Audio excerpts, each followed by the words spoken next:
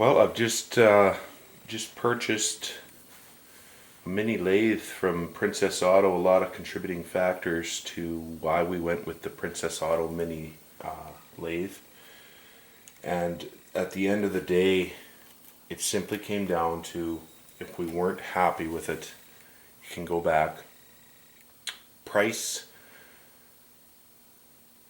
was comparable to other mini lathes, except there was a main factor that there was no shipping. I've heard lots of stories about having to pay return shipping and then they send you out another one that's just as bad or worse than the one you sent them back. So I want to get a little familiar with this and give it a fair review, which would be easy to or hard to do in a short time. But the first thing that simply amazes me is this thing is indicating it can do threading. It's obviously got auto feed. They don't go into any detail online or on the box about what these things actually are capable of. Now, I kind of chuckled, not knowing if it had auto feed, the plastic gearing here. And this must be how you change up the transmission. It's obviously going to require a fair amount of reading. I will assume the book is fairly thick, but at the end of the day, in order for me to try and build something like this, not saying it couldn't be done, but I would bet my precision would be far less than what this one is capable of. And I am fully aware that this is nothing compared to what most guys would expect, but it still puts me in a position that I'm far better off than not having it come with some. So I'm going to maybe get some rubber feet on it and get it set up here, get myself a little familiarized with it, maybe hit the book a little bit, and I'm going to try and give this thing the most honest review I can. And hopefully it doesn't end up going back in the box. So just as I'm getting a little more familiar here, just trying to free everything up and whatnot, first thing I want to note, the instructions are more for burying your nose in here and teaching you how to cut. They don't really familiarize you with the machine a lot, unless maybe I've missed that page. But the first thing I came across is the tool post here. It's even got a swivel tool post, so we can actually have, I think, 4 tools mounted on here at the same time. So that's a big plus, I guess. This here was so tight, I thought I was going to break it. So what I just had to do here, this is a little loose. I don't know if it's threaded or what it is. I just had to tap it with a rubber hammer. And there was nothing in the instructions saying other than you just loosen it. So with that, I obviously went that way. And I couldn't even go off the tailstock here because this one is stuck too. So just from shipping, I'm just pulling on them. And just, oh, that one went way better than the other one. And now I should have a tailstock that's adjustable. So, so far, you know, there's this real sticky packing grease on everything, but once I get it cleaned up here, what I can tell, I think it's going to work well for me here, but I'm still obviously remaining very optimistic. So just wanted to point out that it's nice that it has that, but this lever's a little bit loose, and I don't know if it's supposed to be like that or not. But it's nice that this tool post, I'm not even sure how it operates, to be honest. Yeah, it just drops in. So yeah, we could have, well, 2 on there for sure. I'm not sure if we get 4 in there. A little more experience with a lathe would be a little easier, but it's a learning curve. Okay, just threaded the, unfortunately, the plastic crank on the spindle on the tailstock here, and its motion is seems to be quite smooth. I'm actually happy to see here that they actually have marked the tailstock, I believe, 1/8 of an inch. So it may provide a reference for using the dead center or the live center or something, I don't know.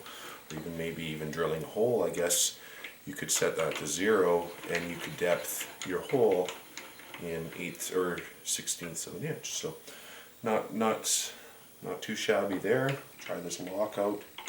Oh, the lock seems to work good. Okay, now I'm going to throw the handle of the crank on this here and see what that turns out to be. Okay, I'm just going to bring you around here and put the front speed crank on to move the sorry, I'm just familiarizing myself with all these parts. Whatever the hell that thing is, the saddle, I guess. And it's rubbing on this shield here. There's a shield that protects this threading rod. My first thought was, okay, it's holding in the gears. I don't think it is. I think it's just to protect that rod. Here I am talking away and the camera's not even pointing in the right place.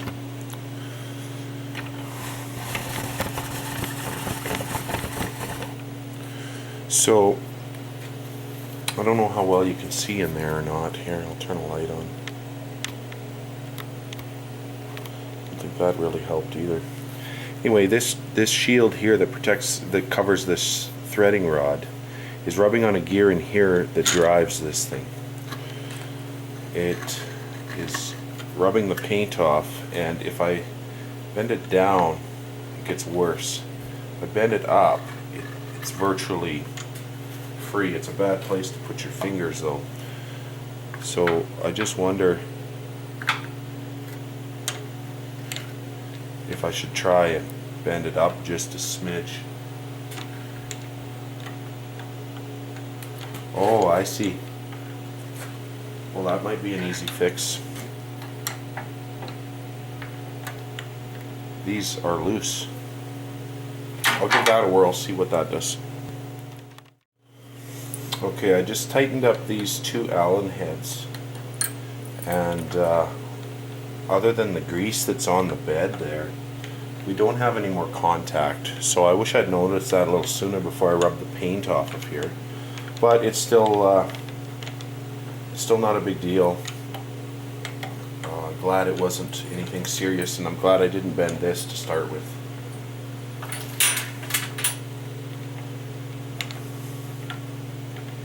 I'm just going to maybe play with that adjustment just a bit to see if I can get this to turn any easier. I may have pulled out too far on it, as it is a little adjustable. Oops.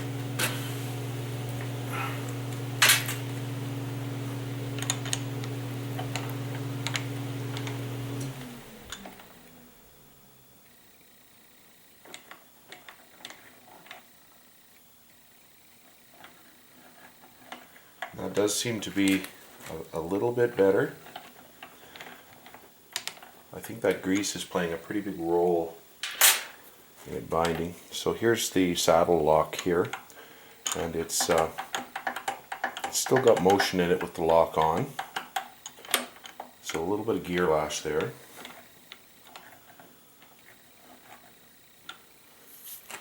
So I'll carry on here and see what else I can come up with. Just taking some time now to clean the grease off of everything. Normally it wouldn't bother me so much, but it is sticky.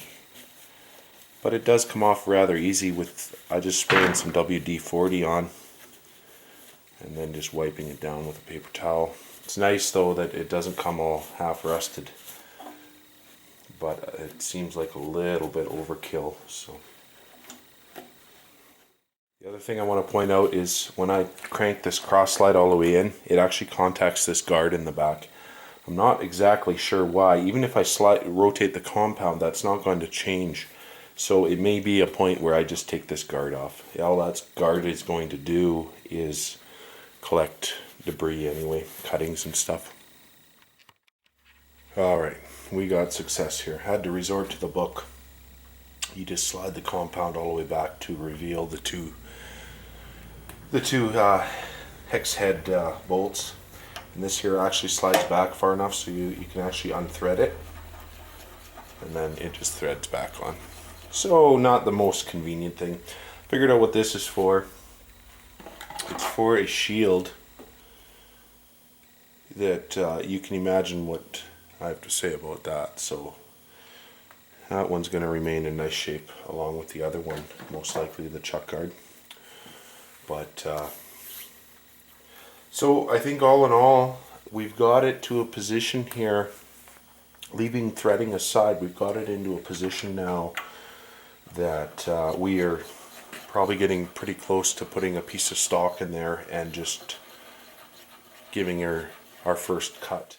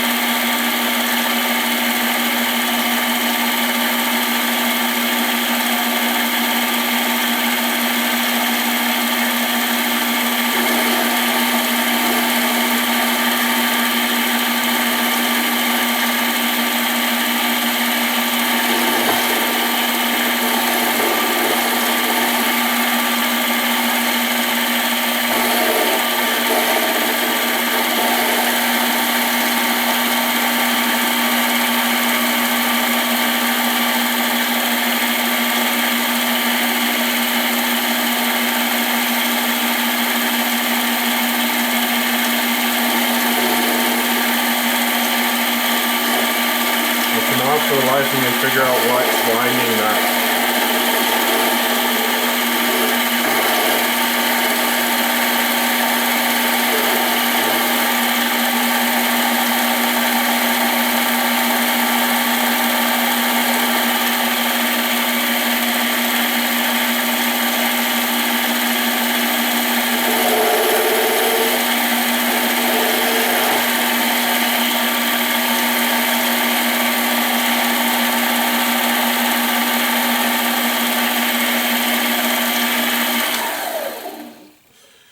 Well, I've definitely got a sharp tool in there now, but I'm really struggling with this binding, and it must be the side load I'm putting on. I can't seem to reenact it until I'm actually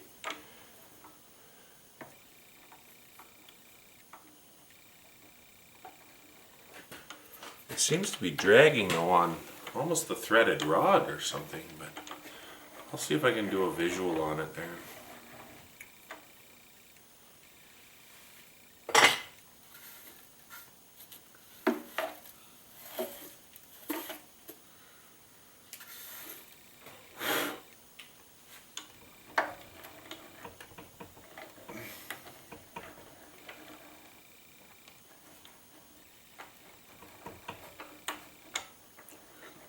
It feels like it's set too tight.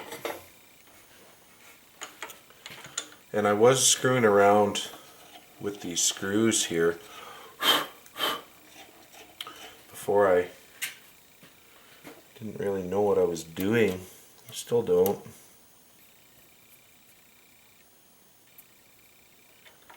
And I didn't seem to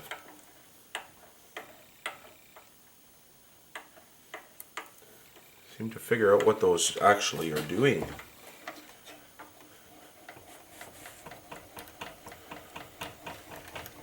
I think with enough adjustments and enough tweaking,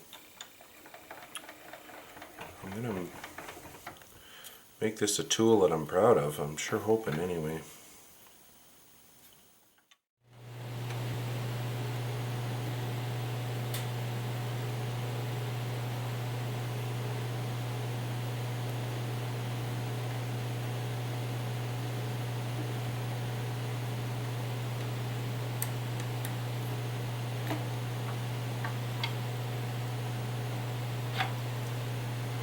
So I'm really interested in doing just a visual on this, as it seems like there's something that's binding. Now this here just seems effortless and even very well constructed. Very simple too.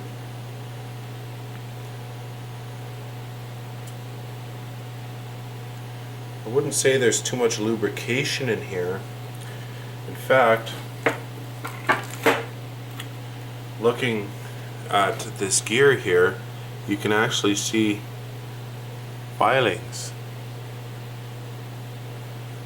Like it's dry, and that could be what our problem is. Inside the housing, same thing. I don't know how well you can see that, but there is a layer of filings.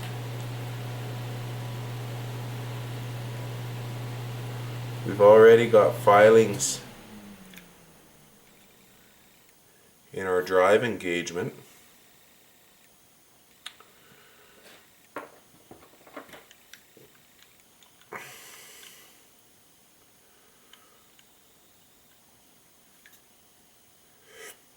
And a little play there.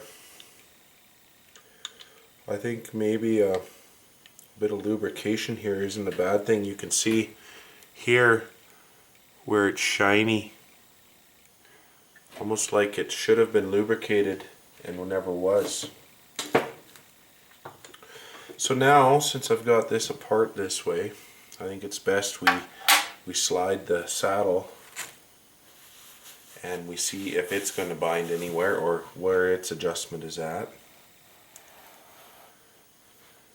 Okay, it's tight there. Oh yeah, we've definitely got a tight saddle here. Closer to the back here quite a bit.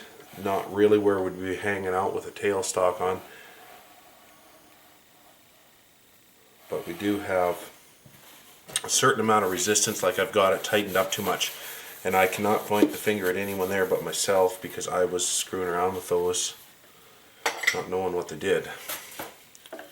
First thing is I'm just going to try and get it nice and clean.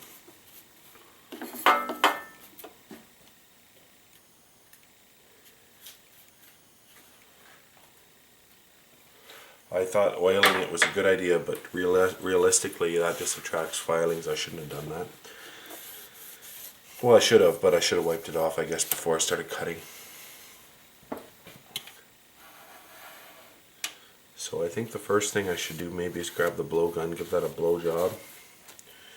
We'll see how it works after that. So I just put in another bit here. Never touched, just put it in. Appeared to be one of the better ones. It doesn't even have the ability to cut and release the filing. It's more or less bulldozing. This here just came off. It's almost like steel wool. Not quite, but it's definitely a very poor designed cutting bit on these. I have only found one that actually cuts with any decency, and it cuts so well I don't even want to use it because it's my only one. So it would appear that either these were built on a Friday, these cutting tips, or they're just designed to be sharpened when you get them.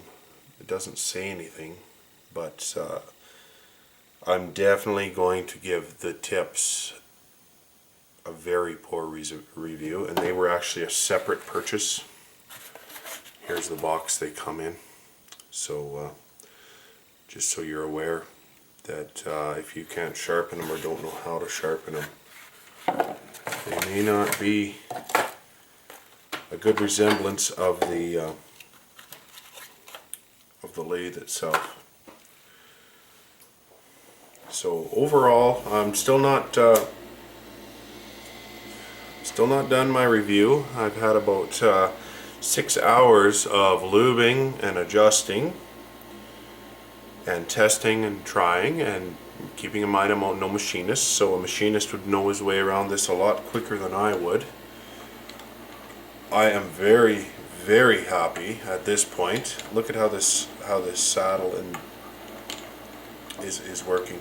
Very happy with that. Just needed to be tweaked. Now let's hope it doesn't need to be tweaked every 10 minutes. But so far since I've tweaked it, it's only gotten better. So I am, you know, when I'm reviewing things like this, there's so many things to factor in. If this was a $10,000 lathe, I would have walked away from it a long time ago. And that's just it. If you have to take in everything into consideration, and I believe at this point we're proving that this is a very functional lathe. It may not be something you'd make your living on, or at least not directly, but it is very capable of small task machining. At this point I can safely say that. Given a good set of cutting tips, this thing here could be dangerous. So I'm going to probably call her a night here pretty quick. I'm going to come out tomorrow with a fresh head on her, and we'll see what tomorrow brings us in this respect. Well, good morning to you here. It's day 2 of our Princess Auto mini metal lathe. Yesterday we basically got her set up here, and we've been experiencing a lot of trouble with our cutting tips. Of course, I'm sure we would have had better results had I known how to sharpen the carbide tips. So YouTube came through for me once again here, and I watched a video that these have to be sharpened with diamond blades. So without even looking, I'm pretty sure I pooched my my fine grindstone on my power bench grinder, which is not the end of the world. But I have been experiencing a lot of trouble with these tips that I've gotten as an accessory kit to the lathe. And I just finished watching a video, and from what, I'm no genius when it comes to this, but when the cutting edge isn't the leading edge, isn't the most protruding edge, in my opinion, that's not a good thing, and that's how these things come. And I just watched a video about a gentleman who had, they sure looked the identical thing from Harbor Freight, that must be in the States, and our equivalent to Princess Auto. And he's claiming the same thing, that the leading edge is not the foremost leading part of the tool. So he makes some very good arguments, some very good points, but at the end of the day, I guess I'm just going to try and touch him up here with the remnants of this diamond die grinder bit I have. I've got quite a few of these, but I've used them in the die grinder and they really don't last long, to be honest. But I'm gonna maybe take this one and put it here in the lathe, mount it in the lathe. Guys are using drills or whatever they got, that's all great. I just thought maybe I'd throw this in the lathe and see if I could put a bit of a finish on it. Can't really do an honest review on this lathe. So far, the one bit I do have that does cut, or I should say 2 bits, they are doing exceptional. Anything else I try, though, the standard bits just aren't cutting it. So I'd like to thank those guys who took the time to show us, you know, their mishaps, which could have very well prevented mine had I done any research before I just came out here and started plowing around. So I'm gonna give this a shake, see if I can slop my way back into the game here. Okay, so as the review of this Princess Auto mini lathe carries on, I find it gets exceptionally easier to operate the machine, not coming from a machining background. So we just managed to build ourselves a part that I'm sure would have easily cost $100. We built an MT2 taper for the tailstock. I'm not sure if this is an MT2 here for this drill chuck off of one of those cheap $100 drill presses. It works very fine. It was not hard to build. I probably, with my machining skills, I probably took me 45 minutes to an hour to build that. Now I'm sure anyone with any reasonable background could, you know, make that look a lot simpler. However, I'm just trying to bring an honest review to this machine. So it's obviously capable, and I still have all my fingers and my eyeballs are still attached, so I don't feel threatened by this thing at all. Its precision is very predictable. It's not a $20,000 lathe, so for those guys who are out there making bad remarks about this machine, I think they should be smart enough to realize that, and if they're going to expect a better machine, well, I guess they're just going to have to spend a few more dollars. So far my thumbs are 3/4 of the way up. There are a few things that I myself would like to see changed, or just little things that you just have to adapt to, but at the end of the day here, so far there isn't anything that would make me want to take this thing back for a refund at this point. So for purposes of cleaning, I decided to try taking off that back shield. The shield really isn't a safety shield. I believe it's just more of a filing tray. Kind of keeps, if you're up on the workbench or whatever, it has its benefits, I guess. Really contains the mess. But the main reason I took it off is I noticed that a bolt had fallen out of the back of the saddle here, and that's my fault. I only had those less than finger tight, and in order to gain access, you can either pull the saddle off, which includes pulling off the tailstock, or you can pull off that rear guard. So, of course, I pulled the rear guard off.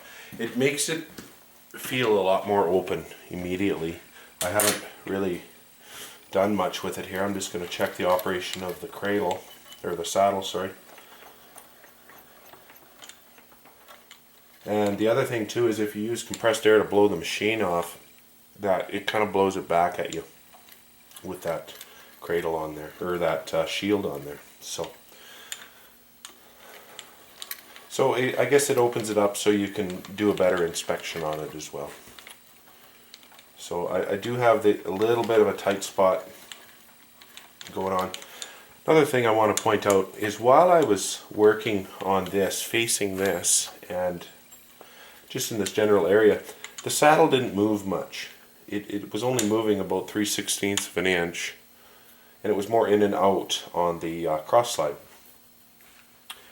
It tends to build up right down here. There's a shield here that's covers up the threading screw, and it built up there, and it kind of got a little bit in the gears of this crank for the cradle slide, or the saddle slide here. So I did kind of have to sweep it out of there. It was fairly well built up. I didn't notice it right away.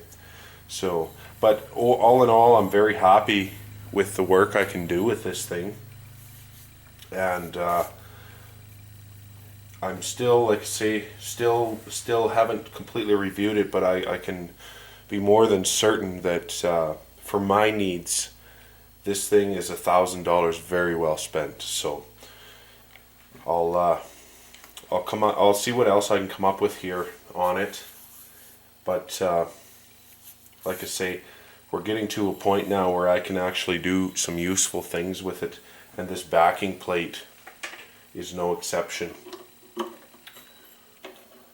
And I've taken it and put it in and out, and it's as true as it was when I turned it. So I'm very happy with that.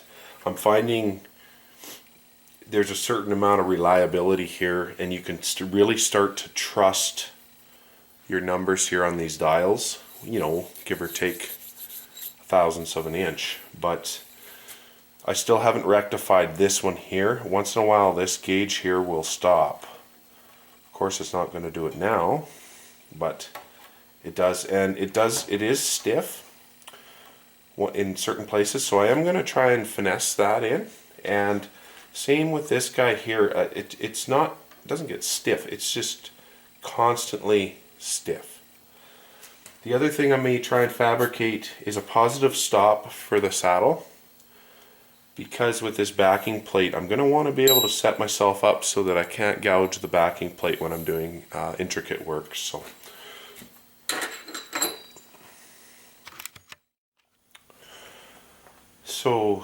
I just was playing around here with these settings on the combination, and what an improvement I've made just by taking a little bit of time and just tweaking them of any play.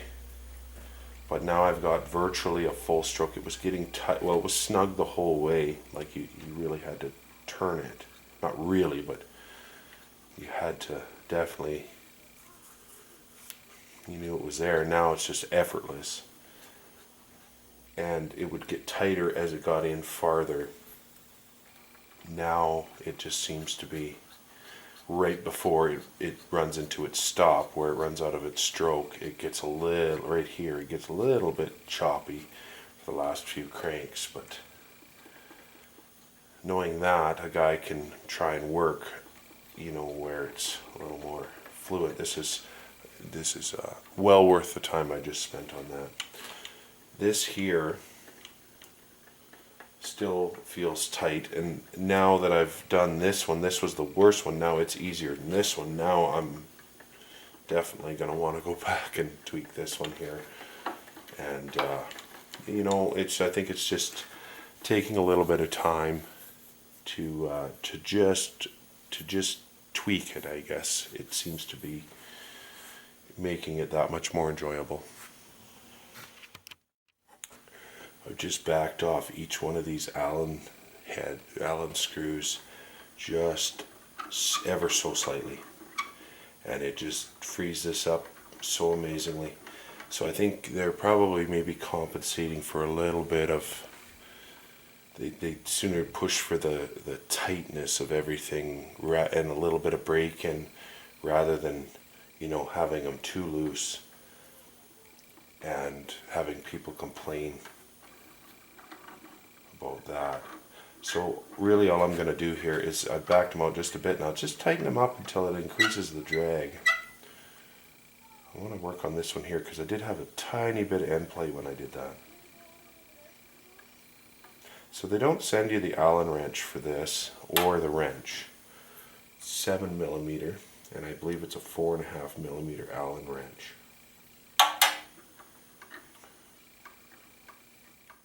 It's just like a whole new machine now. Well worth the time.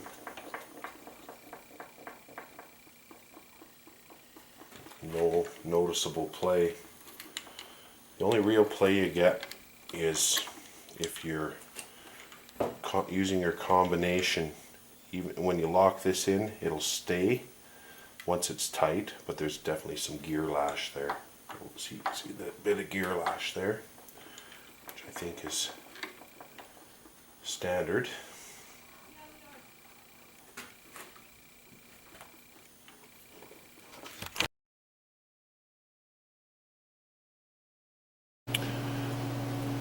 Hello there. Just want to do an honest review on Princess Auto's mini metal lathe. It's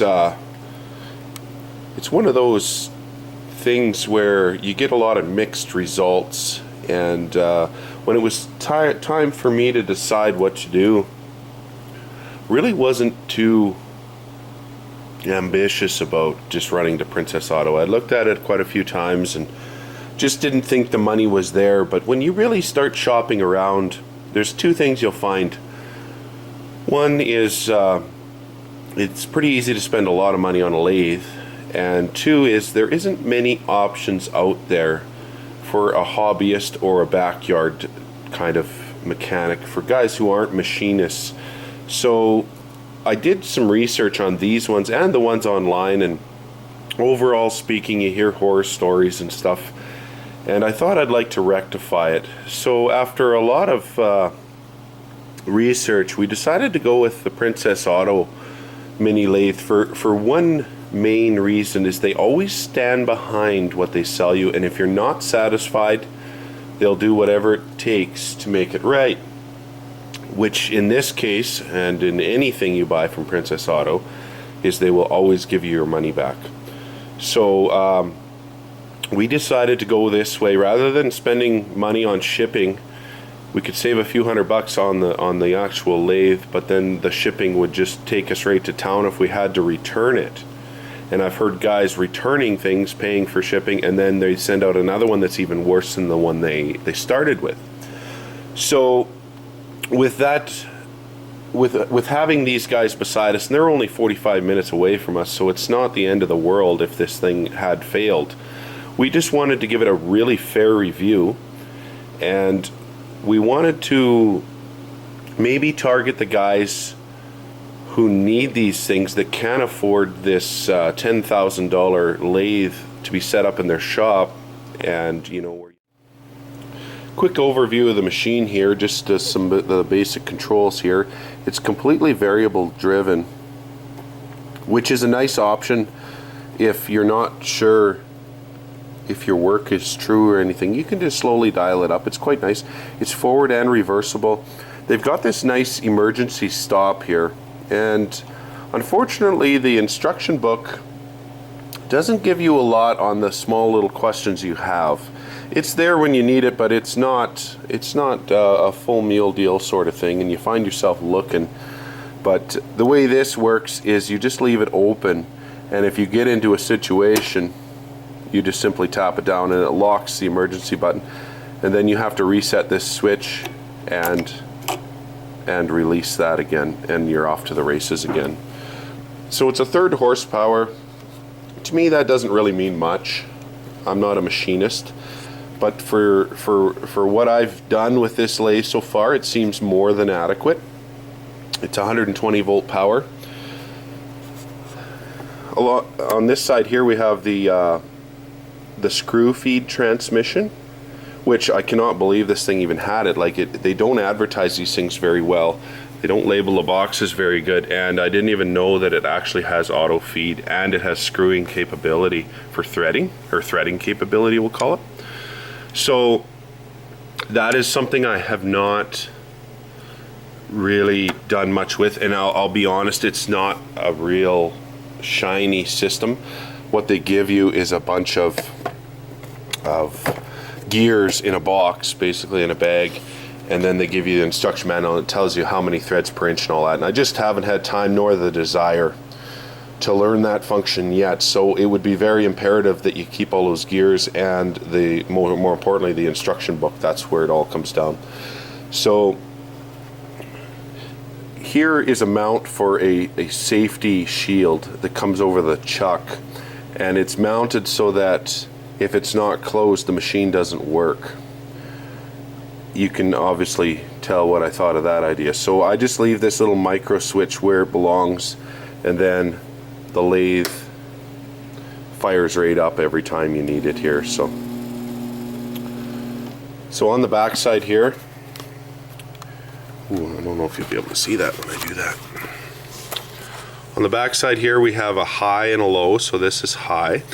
Now it's a gear mesh, so sometimes you got to wiggle the chuck a little bit to get that to go in. I typically like to do everything in low. I do mostly mild steel, I guess is my main thing that I work with. And then this here is your forward, neutral, reverse lever for your threading rod. So it's really it's really actually quite handy. There's really it's set up quite nicely, to be honest. It takes a little bit of getting used to. When we come over to the saddle here,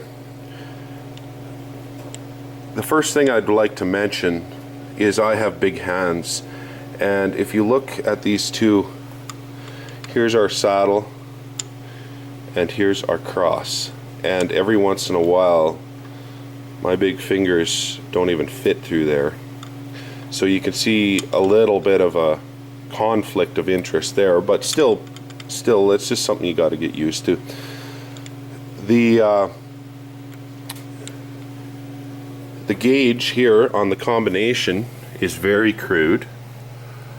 As you can see, there's just a little mark there. So if you were doing anything extremely technical, you'd probably want to put a square or something on here and square the two. I wouldn't completely rely on that gauge.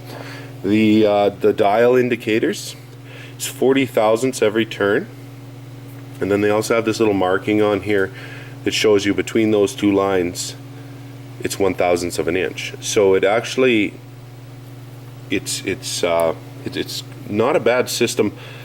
Keeping in mind I'm no machinist, so but you just zero out your dial, and I find myself really relying on these gauges. And of course there's gear lash there, so you just have to learn to back out and then tighten up, and then always take your measurement in the same direction. So coming up here to the combination, I've got these working very nicely now. I must say it definitely took a lot of tweaking and a lot of time. Probably had about 6 hours of setup here. So now coming up to the tool post here, I was actually quite happy with the tool post. The first thing I noticed is this handle wanted to end over here, like this part here would be over here. So I just threw a washer in there just to change the final ending point when it was tight, and that washer pops out depending on which side I'm working from, sort of thing. This tool post is actually quite nice. It kind of locks into place. It only turns the one direction, so it actually has a dead backstop. It can't kick out on you. And I do run it on angles, and this tool post definitely holds it where you want it to be. So I thought that was a nice option. I know it's something of the bigger lathes would have that. The tooling we'll get to a little later here maybe. The chuck is it's nothing real fancy by any means. It does its job. It's simple to take apart. The one thing I will mention is you can't fit much more through the center than about a 1/2 inch. Anything bigger than that is solely in the jaw. It doesn't actually slide very far into the chuck. I know a lot of higher end ones, it would come right out the end here. So that's not a deal breaker yet either. So on a precision sense with the saddle, when I first got it, it was covered in packing grease, and I just had to take the time, a lot of time. I had to clean it all off. It's so sticky, and of course it's nice the machine isn't rusted, but I've got the machine. The saddle here is actually working quite nicely. It still gets a little bit tight at this end, but I've really spent some time and tweaked all the settings for the saddle, the cross, and the combination, and the difference is just amazing. So they had them all a little on the snug side. Now I've just got these things, like before it was very uneven, you couldn't get a smooth crank on anything, and now I'm so happy I did that. It took me a little while, but you know, it was well worth it.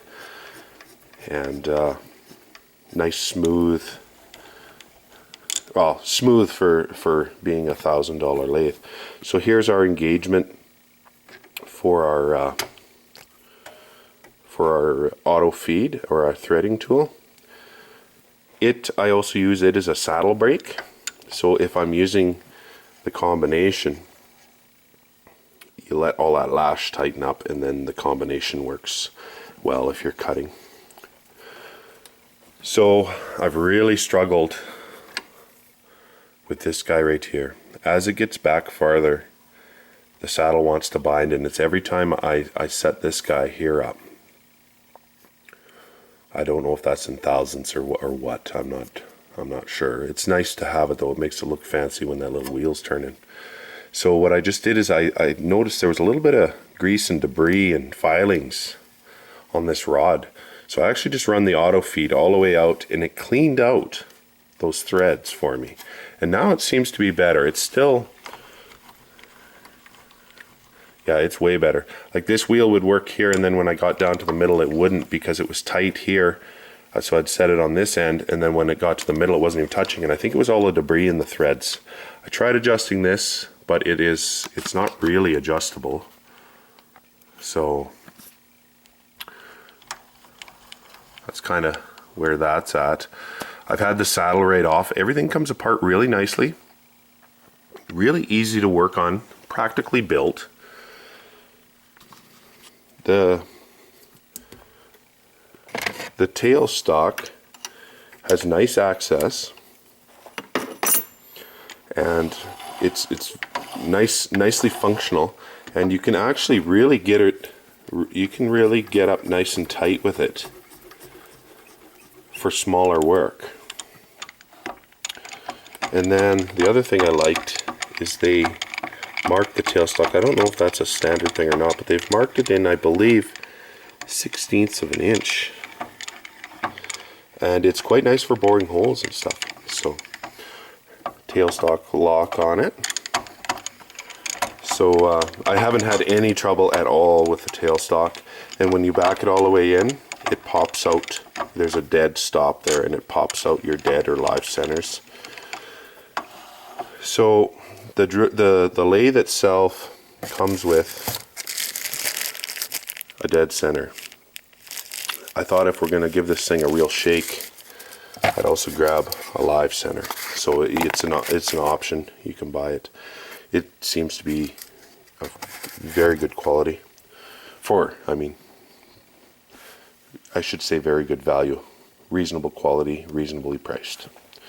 So it kind of covers this end. So this thing had a big shield on it. It was more of a chip collector, and it's got this tray built on, so I think they kind of work together.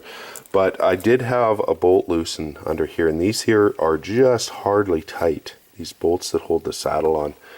And it's very imperative that you have the right tension on everything. So those ones are quite loose, and I had one fall out. I was screwing around with it and one fell out.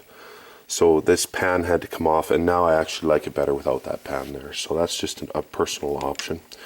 They also have a cover that goes from here up over the tool rest. That's still in the box, let's put it that way. So when I first got the lathe, this was a spring-loaded chuck. There's a spring they wind around here, just so you can't happen to leave it in the chuck before you start. When I first got it, the chuck key worked rather well in 2 out of 3 of the holes, and there must have been a little burr or something in one of them, because yeah, it must be this one here. It's a little imperfect, I guess you could call it. But other than that, very functional lathe. I'm really comfortable with it. It's very predictable. I'm not saying, I can't compare it to a top-end lathe simply because I'm not a machinist, and I haven't machined in probably 20 years, so I'm on a bit of a learning curve here. But here's some of the things I made just to try out the lathe. So I made a backing plate. I ended up taking this 3/4 inch, turning it down to 1/2 inch, drilling a 1/2 inch hole in here. And this backing plate is just so I can stick material to, or if I have to, I'll drill holes in it to mount certain shapes or materials or whatever, depending on what I need to do. I also built this MT2 Morse Taper 2 spindle, or whatever you call that. I took a chuck out of an old lathe and I manufactured the spindle for that, and then I did the same here, and this just slides in to the tailstock, and now we're able to drill holes. So drilled a few holes with it, worked very nicely. So overall, I find this thing extremely functional, very, very welcome addition to my shop. I'm not a machinist, so you can take this with a grain of salt, but if you find yourself in a position where precision is a necessity and $10,000 to blow on a used lathe isn't, you're going to find yourself with a little bit of patience, or I should say a little more than a little patience. You're going to really have to take the time to set this thing up, familiarize yourself, and mostly clean and adjust. They do not include a 7mm wrench for these jam nuts, and they also don't include this tiny ass little Allen wrench. It's a metric one, I believe. I happen to have one. Metric Allen wrenches are easy to find around here because I don't use them. So I just kind of put that here in the tool kit. But they do include all the other Allen wrenches, and this wrench here, I haven't even found out what it's for yet, but it probably has something to do with the transmission. They give you a nice tailstock wrench, a 17 and a 14. All around, dollar for dollar, we have to look at it that if these weren't available, our only option would be to buy a bigger lathe, like an actual regular sized lathe. So I'm going to think that we have this available to us, and the guys who are giving them the bad reviews are the guys who shouldn't be buying them. They should be, if they're going to expect all that much more, they should probably, if they're a machinist, then they should know better than to buy something like this. But for me, I'm no machinist, and the best circle I can cut is on my plasma cutter. So this is a very welcome addition, and once it's tweaked, you know, this saddle, when I first got it, almost took 2 hands to crank it, and it doesn't really go into a lot of detail in the book on how you should really take the time to set this thing up and adjust it. It claims that it's adjusted from the factory, but I'll beg to differ. Underneath all that grime and grit they send it with, I believe, is a very good machine that's true within maybe 5 to 10 thousandths of an inch. I haven't set out to I came into this project with a very positive attitude, and I'm glad. Even if I had a poor attitude towards it, I think I would still be very happy with this thing. There isn't really anything I really couldn't overcome. The biggest trouble I've had with this, once everything was tweaked, is simply the cutting bits. Just want to quickly show here the other accessory I built for it. So I did build the backing plate, which I think I'm going to shorten up a little bit because this chuck will not accept 3/4 inch past the jaws. Might shorten it up a little bit, but here's what I came up with: is a positive stop on the cradle or the saddle, which also keeps the combination from going too far, which is just a tool stop in the event that I'm using this back plate. Just did it with a simple little old piece of hardware I found in my junk drawer. Just bolted it onto the side of the combination here, and there's a few other holes there for more adjustment if I needed to do it farther back. Another thing I really forgot to mention that I believe needs to be mentioned with these things is, as a novice machinist, my number one worry, of course, when working with a lathe is binding the chuck and having a complete pile up. And they do conveniently put this emergency stop button right where it's handy. In fact, sometimes I even bumped it once when I didn't want to, wasn't too happy about that. But I was turning, I built this backrest, and it's so I can attach material to it in the chuck with double-sided tape or whatnot, and I can cut rings, sort of thing, or I can bolt irregularities to this thing and turn them. I was cutting the outside edge here, and that 3.5 inches, and it's pretty well the limit of the lathe for tooling and for power wise. It wasn't overly happy to do that, but it was a very terrible edge I'd left on here with the plasma cutter. I knocked the slag off, but it was not pretty, and she did a pretty good job. I was quite happy. It even surfaced it up quite nicely. But my point is a couple of times I bit in, and this lathe immediately stopped. It has obviously an overload on it, and it stopped itself before any damage was done, and it seemed to me to be set so perfectly. It didn't cut out too soon, but it sure didn't cut out too late. No tools were broken. It didn't bend anything. It stopped, and it was very nice to know, because when I buried that bit in there, I knew I was in trouble, and I would have gone for this, but I didn't, because it had already stopped. So that's another major safety feature that I'm quite happy to see, and I had forgotten to mention it, so there it is. You can factor that in if you're not 100% comfortable on a lathe. It's nice to know that that your machine has your back. So hope you enjoyed the video. Thanks for watching.